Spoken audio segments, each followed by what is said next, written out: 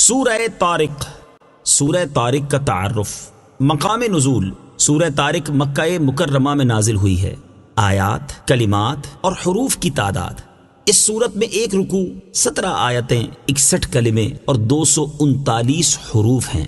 طارق نام رکھنے کی وجہ، اس ستارے کو طارق کہتے ہیں جو رات میں خوب چمکتا ہے، نیز رات میں آنے والے شخص کو بھی طارق کہتے ہیں۔ اور اس سورت کی پہلی آیت میں اللہ تعالیٰ نے اس ستارے کی قسم ارشاد فرمائی ہے، اس لیے اسے سورہ طارق کہتے ہیں۔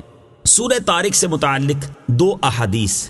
نمبر 1، حضرت جابر بن عبداللہ رضی اللہ تعالی عنہ فرماتے ہیں، حضرت معاذ رضی اللہ تعالی عنہ نے مغرب کی نماز پڑھائی تو اس میں سورہ بقرہ اور سورہ نساء کی تلاوت کی۔ جب حضور پرنور صلی اللہ تعالی علیہ وآلہ وسلم کو یہ بات معلوم ہوئی تو آپ صلی اللہ تعالی علیہ وآلہ وسلم نے ارشاد فرمایا، اے معاذ، تم لوگوں کو فتنے میں ڈال رہے ہو، کیا تمہیں یہ کافی نہیں کہ تم نماز میں والسماء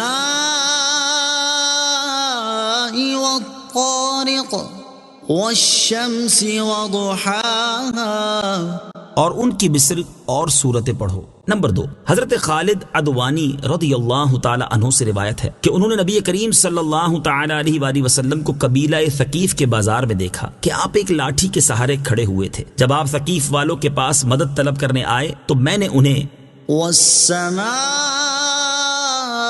والطارق کی تلاوت کرتے ہوئے سنا، یہاں تک کہ آپ نے یہ سورت ختم فرما لی۔ میں نے اس سورت کو دور جاہلیت میں یاد رکھا، پھر اسلام قبول کرنے کے بعد اسے پڑھا۔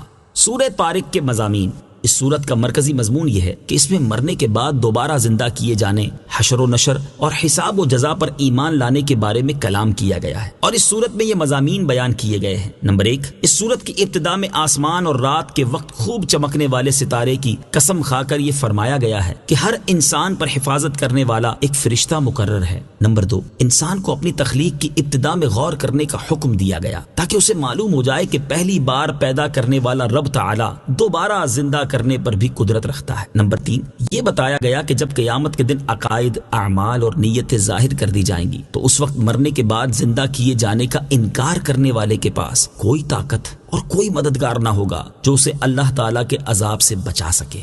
نمبر 4، آسمان اور زمین کی قسم کھا کر ارشاد فرمایا گیا کہ قرآن مجید کوئی ہنسی مذاق کی بات نہیں بلکہ یہ حق اور باطل میں فیصلہ کر دینے والا کلام ہے۔ نمبر 5، اس سورت کے آخر میں بتایا گیا کہ کفار اللہ تعالیٰ کے دین کو مٹانے کے لیے طرح طرح کی چالیں چلتے ہیں اور اللہ تعالیٰ ان کے بارے میں اپنی خفیہ تدبیر فرماتا ہے جس کی انہیں خبر نہیں۔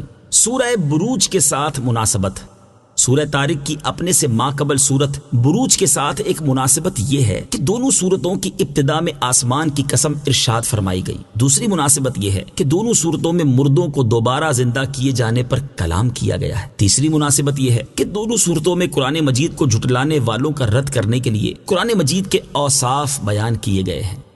بسم اللہ الرحمن الرحیم۔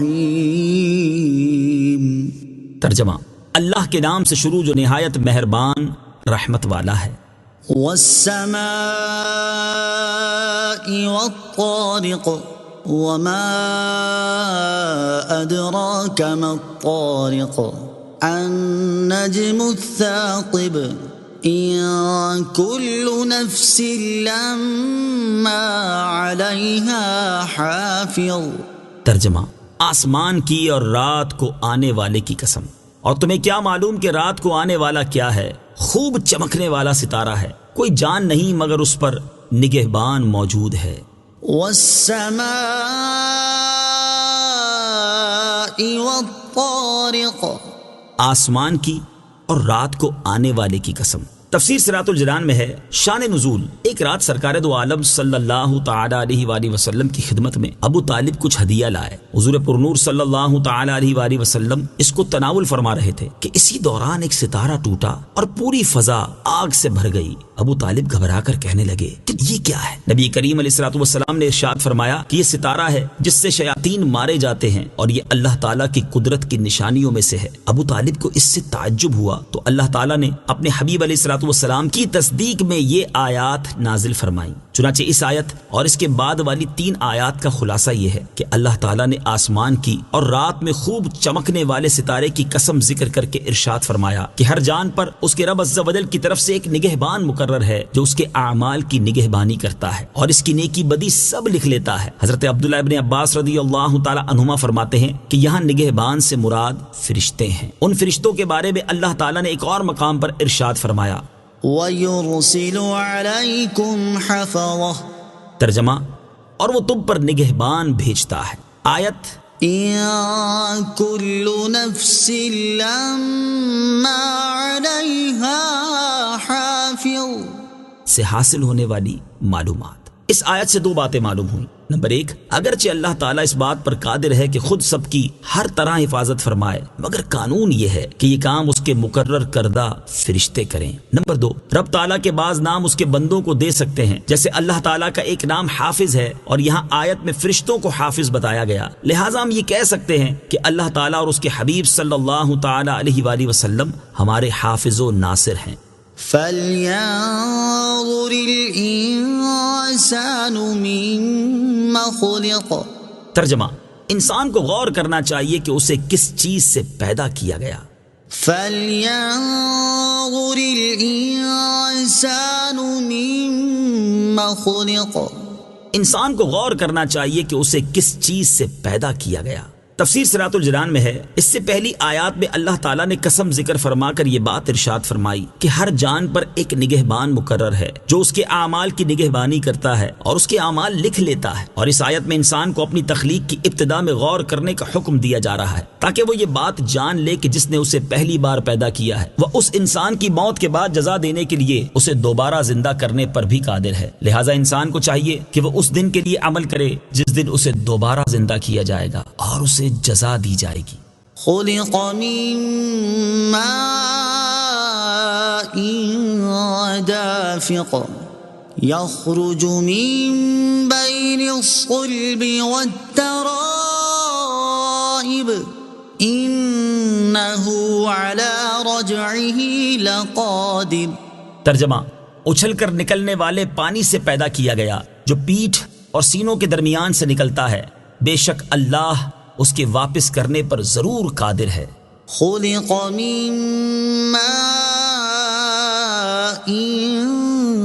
دَافِقٍ، اچھل کر نکلنے والے پانی سے پیدا کیا گیا۔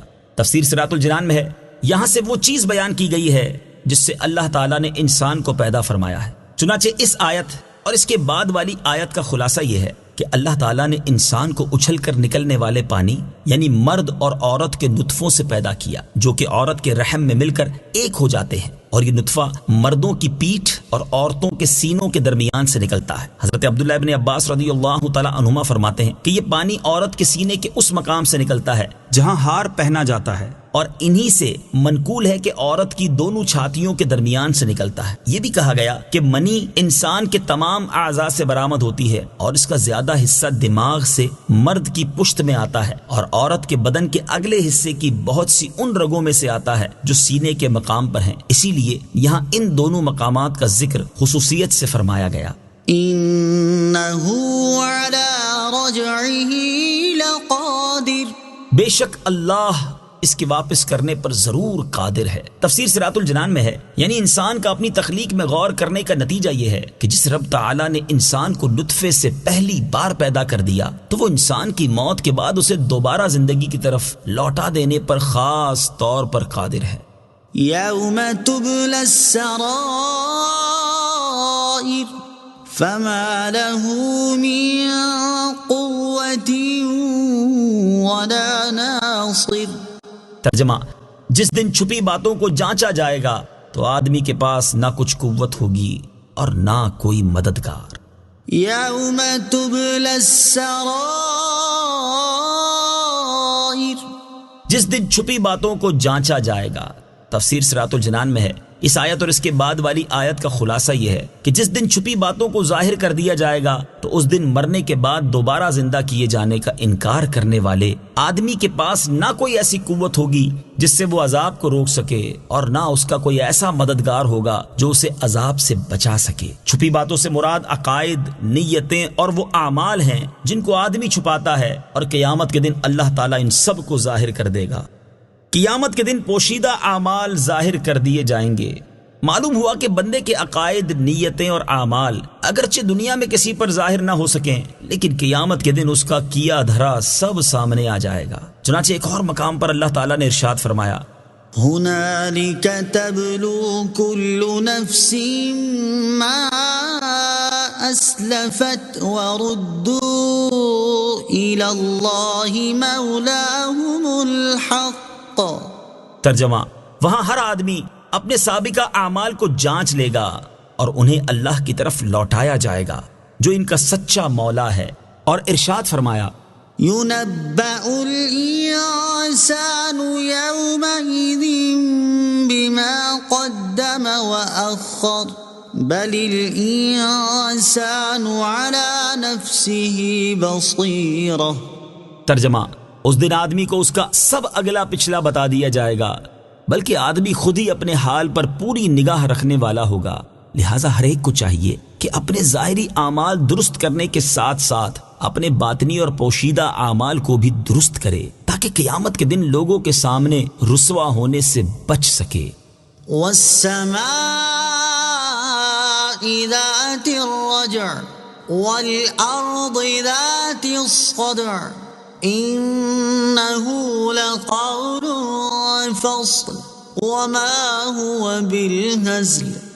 ترجمہ، اس آسمان کی قسم جو لوٹ لوٹ کر برستا ہے اور پھاڑی جانے والی زمین کی، بے شک قرآن ضرور فیصلہ کر دینے والا کلام ہے اور وہ کوئی ہنسی مذاق کی بات نہیں ہے۔ والسماء ذات الرجع، اس آسمان کی قسم جو لوٹ لوٹ کر برستا ہے۔ تفسیر صراط الجنان میں ہے، توحید اور حشر و نشر کے دلائل بیان فرمانے کے بعد یہاں سے زمین و آسمان کی قسم ارشاد فرما کر قرآن پاک کی حقیقت کو بیان کیا گیا ہے۔ چنانچہ اس آیت اور اس کے بعد والی 3 آیات کا خلاصہ یہ ہے کہ اس آسمان کی قسم جس سے بار بار بارش اترتی ہے، اور اس زمین کی قسم جسے سبزہ نکالنے کے لیے پھاڑا جاتا ہے، بے شک قرآن ضرور فیصلہ کر دینے والا کلام ہے کہ یہ حق اور باطل میں فرق و امتیاز کر دیتا ہے، اور قرآن کوئی ہنسی مذاق کی بات نہیں ہے جو نکمی اور بیکار ہو۔ ان آیات میں اس بات کی طرف اشارہ ہے کہ آسمان جس سے بار بار بارش نازل ہوتی ہے، یہ زمینی پیداوار، نباتات اور درختوں کے لیے باپ کی طرح ہے، اور پھاڑی جانے والی زمین نباتات کے لیے ماں کی طرح ہے، اور یہ دونوں اللہ تعالیٰ کی عجیب نعمتیں ہیں، اور ان میں اللہ تعالیٰ کی قدرت کے بے شمار آثار نمودار ہیں جن میں غور کرنے سے آدمی کو مرنے کے بعد دوبارہ زندہ کیے جانے کے بہت سے دلائل ملتے ہیں۔ قرآن فیصلہ کن کلام ہے۔